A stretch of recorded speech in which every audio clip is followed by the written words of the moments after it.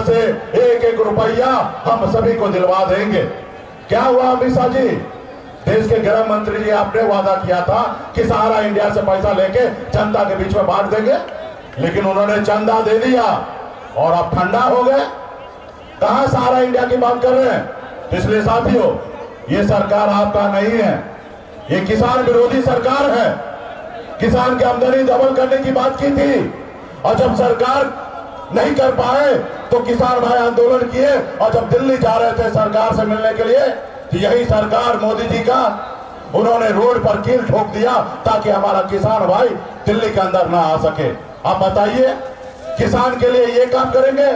तो इसलिए साथियों, ये जो सरकार है ये आपका सरकार नहीं है, ये गरीब पिछड़े का सरकार नहीं, बड़े लोगों का है।